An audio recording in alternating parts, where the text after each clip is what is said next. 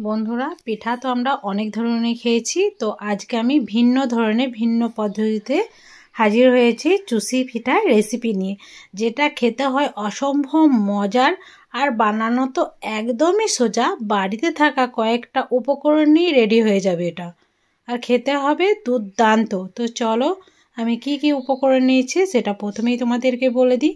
প্রথমে গ্যাস ওভেনে একটা কড়াই চাপিয়ে দিয়েছি, এর মধ্যে আমি দিয়ে দেবো 1 কাপ পরিমাণ সুজি। হ্যাঁ বন্ধুরা, আমি এই চুষি পিঠাটা তৈরি করব সুজি দিয়ে, তাই 1 কাপ পরিমাণ আমি সুজি এখানে নিয়েছি। সুজিটাকে একটু ভেজে নিতে হবে।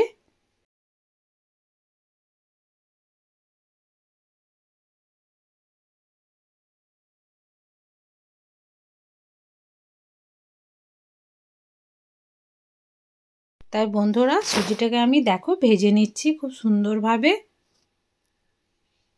একটু কাঁচা গন্ধটা গেলেই হবে, একদম পুরো লাল লাল করে ভাজার কিন্তু এখানে কোনো প্রয়োজনই নেই। তো 1 কাপ পরিমাণ সুজির জন্য এখানে আমি 2 কাপ পরিমাণ দিয়ে দিয়েছি দুধ।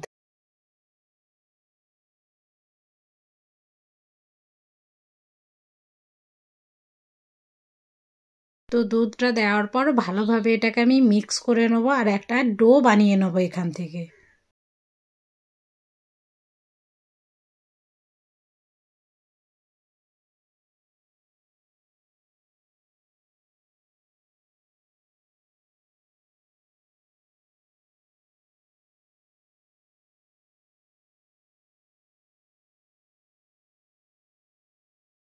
তো আস্তে আস্তে মিক্স করতে করতে একটা ডো হয়ে যাবে, আর এটাতে আমি কিছুটা পরিমাণ দিয়ে দিয়েছি লবণ।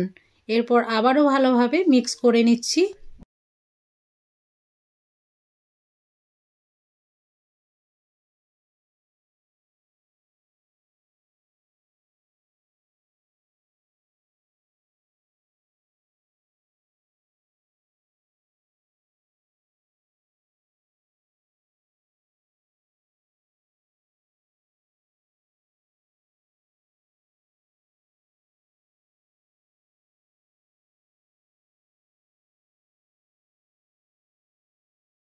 তো দেখো বন্ধুরা, ডোটা ঠিক রেডি হয়ে যাচ্ছে।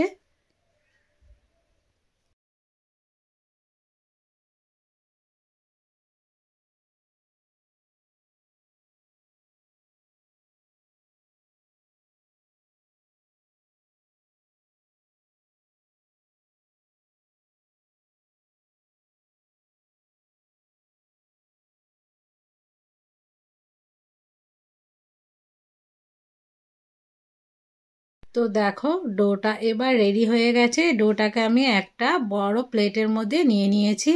এরপর এটাকে ভালোভাবে হাতে করে আমি একটু মুথে নেবো খুব সুন্দরভাবে।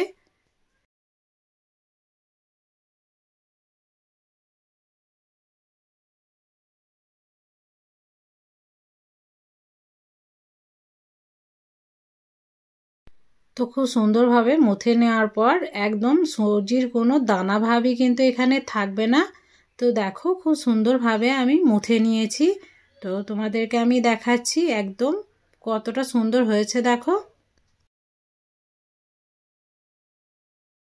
এরপর বন্ধুরা চলো আমি এবার ছোট ছোট করে চুষি পিঠাগুলাকে তৈরি করে নিই। তো ঠিক এইরকমভাবে নিয়ে ঠিক এইরকমভাবে একটু পেঁচিয়ে নিলি একটা পিঠা দেখো রেডি হয়ে গেল। আর যেখানে আমি তুলবো সেখানে একটু ময়দা, মানে প্লেটটাতে একটু ময়দা আমি ছড়িয়ে নিয়েছিলাম যাতে একটার সঙ্গে একটা লেগে না যায়, তার জন্য এই কাজটা করে নিতে হবে।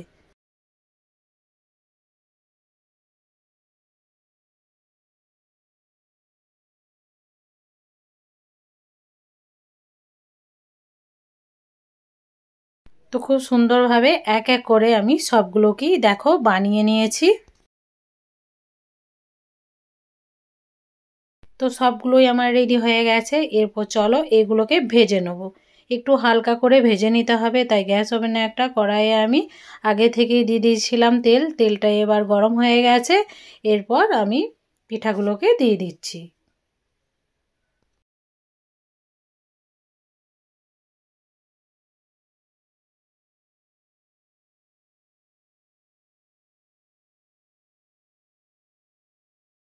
তো খুব সুন্দরভাবে দিয়ে দেওয়ার পর মানে একটু ভেজে নিতে হবে 2 থেকে 3 মিনিটের মতো। তো তার মধ্যেই কিন্তু এগুলো উপর দিয়ে ভেসে চলে আসবে, তখনই এগুলোকে তুলে নিতে হবে। আর এগুলো লালচে করে ভাজা দরকার নেই, একটু সাদা টাইপেরই থাকবে এগুলো।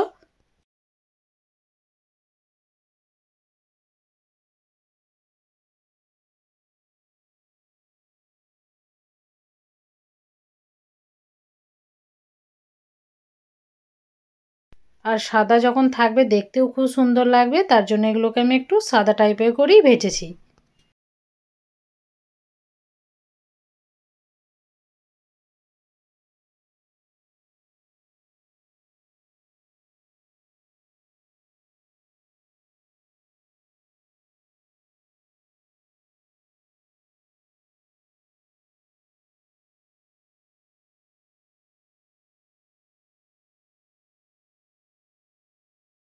তো বন্ধুরা দেখো, এরপর আমি এগুলোকে তেল ঝরিয়ে তুলে নেব একটা প্লেটের মধ্যে।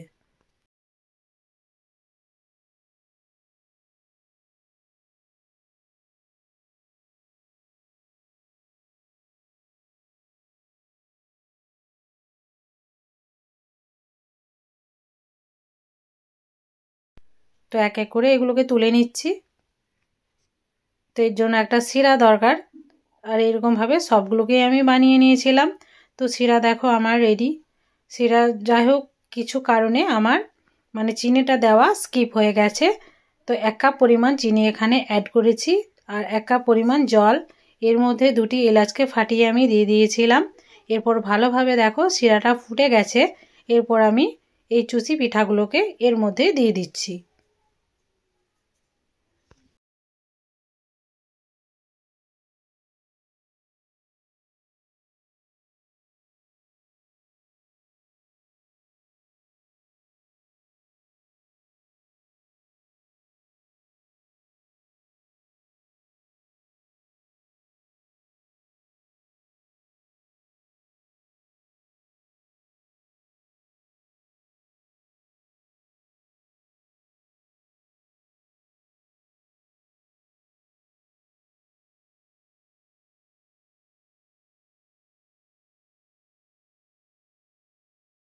এরপর গরম শিরাতে মাত্র 1 মিনিটের মতো ফুটে নেওয়ার পর এটাকে আমি বন্ধ করে দিয়েছি।